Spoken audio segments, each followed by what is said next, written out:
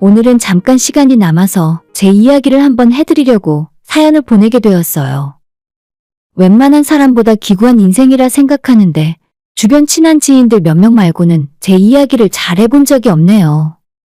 저는 아버지가 사고를 당해 일찍 돌아가셔서 홀어머니와 함께 둘이서 살았어요. 당연히 생계를 위해 엄마가 밤낮 없이 쉬는 날도 없이 일을 하러 나가셨고 저는 일찍이 외할머니 손에 맡겨서 자랐습니다. 외할머니 건강이 안 좋을 때는 다른 친척 집에서 지내기도 했고 그러다 보니 자연스럽게 어릴 때부터 눈칫밥을 많이 먹으면서 살았어요. 엄마가 있어도 한 달에 몇 번 얼굴을 볼 수 없었고 제가 외동이라 형제가 있는 것도 아니라서 늘 외롭게 지냈습니다. 그래서인지 저는 빠르게 결혼을 해서 가정을 꾸리고 싶다는 생각을 했어요. 아마도 혼자 눈치 보며 살았던 시간이 길어서 그런지 든든한 울타리를 갖고 싶었던 것 같아요. 대학 졸업하고 들어간 회사에서 남편을 만났고 2년 정도 연애한 뒤에 곧장 결혼을 하게 되었습니다. 아직 나이도 그리 많지 않았고 그렇다고 해서 남편을 불같이 사랑했냐고 하면 솔직히 그런 것도 아닙니다. 대화가 잘 통하고 성격이 비슷했으며 가정 환경이 비슷했기 때문에 이 정도면 이 사람이랑 결혼해도 괜찮겠다는 생각이었어요. 이제 와서 생각하면 인생의 중대사를 결정하는 결혼인데 너무 성급했던 것 같아요. 남편도 저처럼 외동으로 자랐고 아버지가 일찍 돌아가신 상황이었습니다. 아무래도 사랑보다는 나와 같다는 생각에 연민 같은 감정이 더 컸을 거예요. 그래도 신혼 초에는 큰 문제 없고 무난한 결혼 생활을 했습니다. 혼자 살던 시어머니와 합가를 하기 전까지는 말이죠.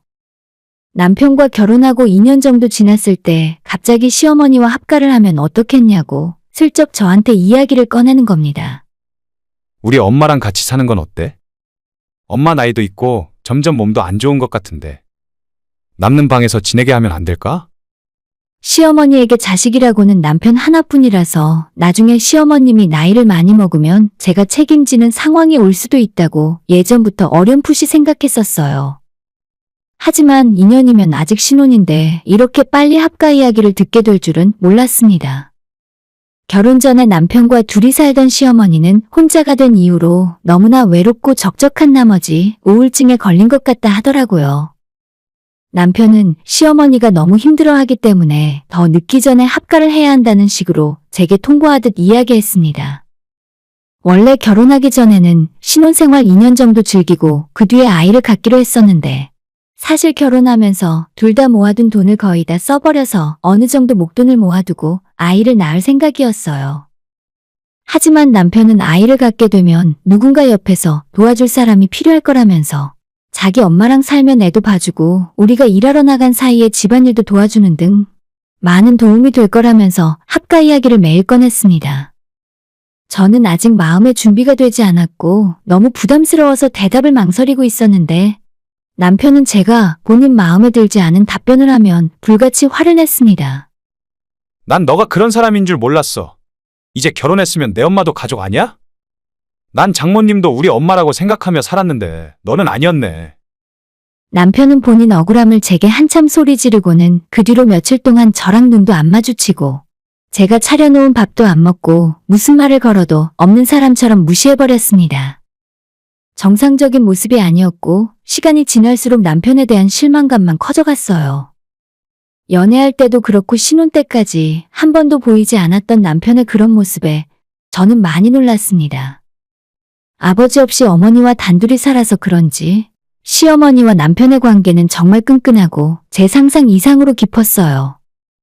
저는 어릴 때부터 엄마랑 같이 살았던 시간이 적어서 이 정도로 애착이 형성되진 않았는데 남편과 시어머니의 관계는 제가 들어갈 자리가 없을 정도로 가깝게 느껴졌죠. 시어머니와 합가하기 전에 명절이나 시댁 행사에 찾아가면 대놓고 저는 없는 사람처럼 행동하고 아들만 끼고 돌았습니다.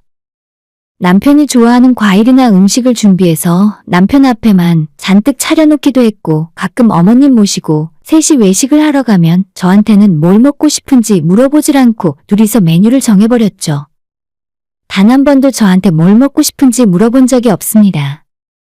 제가 시어머니와의 합가를 망설였던 가장 큰 이유 중에 하나는 말이 통하지 않을 정도로 싸나운 시어머니의 성격 때문이에요. 아들을 바라볼 때를 제외하고는 항상 인상을 쓰고 다녔고 동네에서 유명한 싸움닭이라는 말을 본인 입으로 하고 다니셨어요. 몸집도 좀 큰 편이고 목청도 좋으셔서 그냥 옆 사람과 평범하게 대화를 했을 뿐인데 아파트 단지가 쩌렁쩌렁 울릴 정도였습니다. 사소한 일에도 남한테 시비를 걸고 싸우려고 하셨기 때문에 어머님을 아는 사람들은 그냥 문제가 생기기 전에 피하기 마련이었어요. 결혼 전에 시댁에 인사드리러 찾아갔을 때도 저한테 바로 소리를 지르셨습니다. 너는 여자애가 단정치 못하게 무슨 그런 치마를 입고 다니니? 얘 얼굴 좀 펴. 어른이 한마디 했다고 기분 나쁘다는 거야. 처음 만났지만 제 옷차림이며 인상이 마음에 들지 않는다고 하셨어요. 남편과 상의해서 어머님 드릴 선물로 한우랑 과일을 사들고 갔는데 마음에 들지 않았는지 주방 구석에 던져두고 저를 타박하셨죠. 너는 결혼하고 싶다는 애가 고작 이런 걸 사오니? 아무리 서로 아비 없이 자랐다지만 이건 우리 집안을 무시하는 거야. 어차피 아빠 없이 살았던 건 저나 남편이나 똑같은 환경이었는데도 이런 헛소리를 초면에 하실 정도였어요. 그때 너무 큰 충격을 받아서 결혼이고 뭐고 다 엎으려고 했었는데 남편이 제게 손이 발이 될 정도로 빌고 혼자 애 키우며 억척스럽게 사느라 성격이 저렇게 된 거니까 이해해달라 하더라고요. 저희 엄마는 저 정도까지는 아닌데 그래도 고생한 우리 엄마 생각도 나서 한번 참고 이해하고 넘어갔습니다. 원래 결혼할 때는 서로 안 맞는 부분을 맞춰간다는 말이 있으니 이런 일도 그런 사소한 거라고 생각했었죠. 지금 와서는 그때 결혼 생각을 접고 차라리 혼자 살았어야 했는데 후회가 막심합니다. 그까짓 결혼이 뭐라고 그때는 하루빨리 결혼해서 가정을 꾸리고 싶다는 생각이 너무나 크게 들었거든요. 아무튼 결국 저는 얼마 버티지 못하고 시어머니와 합가를 하게 되었고 그때부터 지옥과도 같은 나날이 시작되었습니다. 처음에는 남편이 어머님한테 신신당부를 했는지 나름대로 시어머니도 저를 배려하는 듯 했고 말 한마디를 해도 조심하려고 하는 게 눈에 보였어요. 제가 만든 반찬이 입맛에 안 맞거나 설거지를 하다가 컵이라도 하나 깨트리면 원래 어머님 성격에 바로 불호령이 떨어지기 마련이거든요. 그런데 합가하고 초반에는 제가 실수를 해도 모르는 척 하시거나 그럴 수도 있다고 하면서 그냥 넘어가셨습니다. 어머님이 저를 신경 써주시는 마음이 느껴지고 저도 고마워서 기왕 이렇게 된 거 어머님께 최대한 맞춰드리고 서로 잘 지내봐야겠다는 생각을 하게 되었죠. 결혼하고 나서도 일단 아이를 낳기 전까지는 일을 계속하고 있었는데 시어머니는 그게 마음에 들지 않았는지 저한테 잔소리를 하기 시작했어요. 너는 돈을 벌어봐야 얼마나 번다고 밖으로 돌아? 일을 하지 말라는 소리가 아니잖아. 퇴근하면 바로 집으로 들어오고 주말에는 얌전히 집에 붙어 있으면 어디가 덧나? 원래 그랬니? 아니면 내가 이 집에 들어오니까 더 그러는 거니? 제가 야근하고 늦게 들어오거나 주말에 친구들이라도 만나고 돌아오면 어머님이 저한테 숨이 막힐 정도로 집착을 하기 시작했어요. 그렇다고 제가 집에 있는 날에 딱히 어머님이랑 둘이 뭔가를 한 것도 아닙니다. 남편은 역시나 이 상황에서 엄마 편을 먼저 들더라고요. 그냥 엄마 말 좀 들어줘. 듣기 싫어도 듣는 척이라도 하면 될 거 아냐? 매번 이런 식이니 남편과 대화하는 것도 싫어졌죠. 집에서 제가 입을 닫고 살았는데 이번에는 어머님이 아이 문제를 가지고 저한테 부담을 주기 시작했습니다. 대체 너희는 결혼한 지가 언젠데 아직도 애가 없어? 너한테 무슨 문제라도 있는 거 아니냐? 다른 집 여편네들이 내 앞에서 손주 자랑을 할 때면 내가 얼마나 속이 문드러지는지 알기나 해. 그래서 저도 노력하고 있다. 안 그래도 올해는 아이를 가질 생각이었다고 말씀을 드려도 왜 자꾸 핑계만 대냐며 동네가 떠나갈 정도로 소리를 지르셨어요. 시어머니는 매번 이렇게 전혀 대화도 통하지 않고 매일같이 살얼음판을 걷는 심정으로 살았습니다. 엎친 데 덮친 격으로 이제는 남편까지 제 속을 썩이기 시작했습니다. 이전부터 조금씩 낌새는 채고 있었지만 아무래도 여자가 생긴 것 같았거든요. 회사 핑계를 대면서 평일에 늦게 들어오는 건 기본이고 생전하지도 않던 출장을 간다면서 외박까지 하는 일이 생겼어요. 원래 남편 회사는 출장 다닌다고 하는 걸 들어본 적이 없었거든요. 제가 입 다물고 있었더니 모른다고 생각했는지 아니면 숨길 생각도 없었는지 옷에 여자 향수 냄새를 잔뜩 묻혀서 들어오는 날도 있었습니다.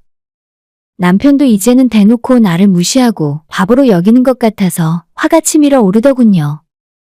하지만 무조건 자기 아들 편을 드는 시어머니와 한 집에서 같이 살고 있으니 뭔가 확실한 증거를 잡기 전까지는 이를 키울 수가 없었습니다. 정확하지도 않은 상황에서 괜히 남편에게 바람 피우냐 트집을 잡았다가 시어머니가 제 머리채부터 잡을 것이 불을 보듯 뻔했거든요. 저는 결혼하고 나서 집에서 가까운 곳으로 직장을 옮겼지만 아직 남편 회사에는 아는 지인들이 많이 남아 있었습니다. 같이 일하던 동생한테 남편의 이야기를 하면서 물어봤더니 확실히 요즘 저희 남편한테 여자가 생긴 것 같다는 소리를 하더라고요. 회사에서 예전보다 많이 밝아진 모습이고 하루 종일 핸드폰을 붙들고 누구랑 즐겁게 전화를 하는 모습을 자주 볼 수 있다고 하는 겁니다.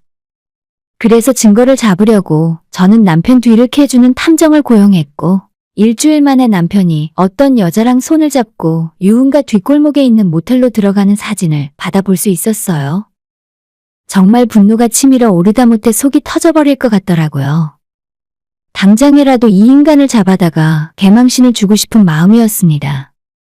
그런데 머리가 조금 식고 차분히 생각해보니 어차피 한번 터뜨릴 거 시어머니까지 제대로 하는 게 낫겠다는 생각이 들었어요.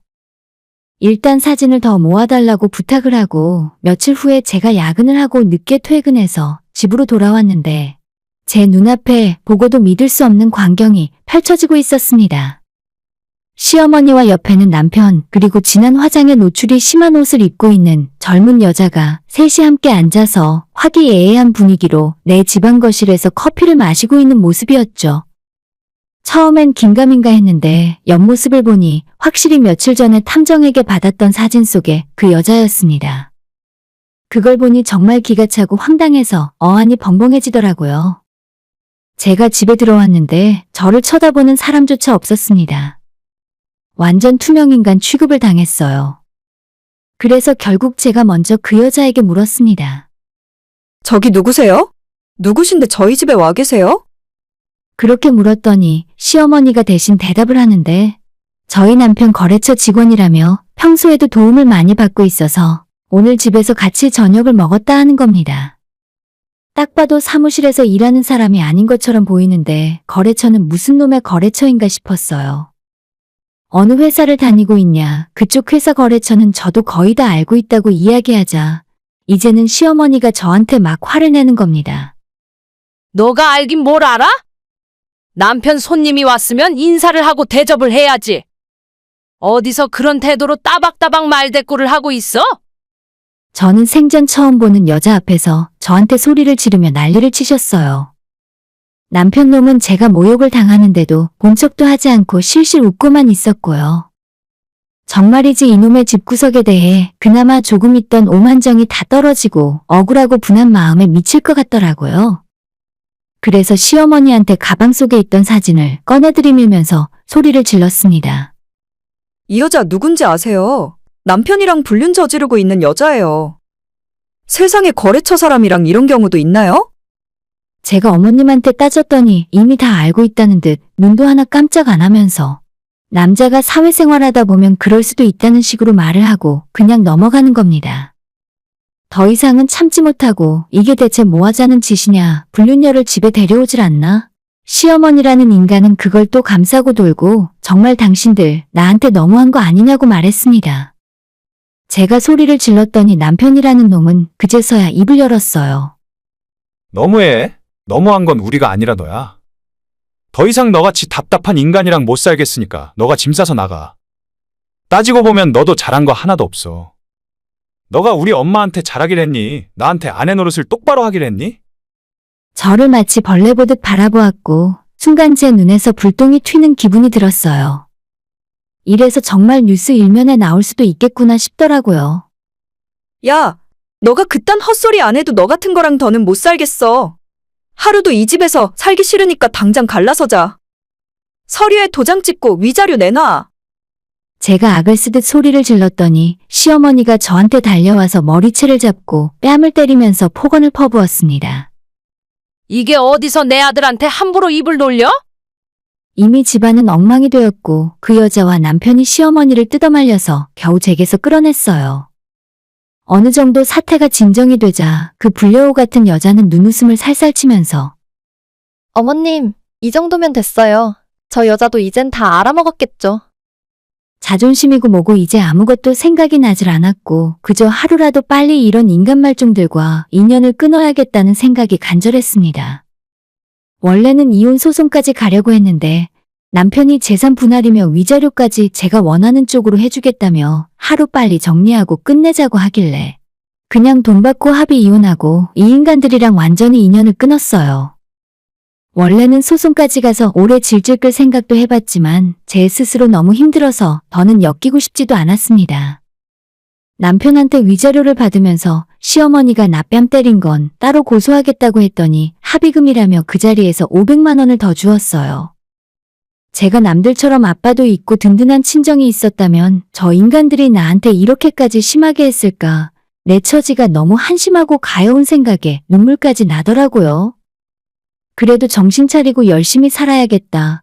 이렇게 우울한 생각만 하고 있으면 저를 키우느라 고생한 친정엄마한테 미안해서 안 되겠다는 마음이 들었습니다. 원래는 이혼하고 혼자 살면서 예전부터 다니던 사무실에서 계속 일을 하고 있었는데 친정엄마가 내려와서 같이 떡집을 해보자 하셨어요.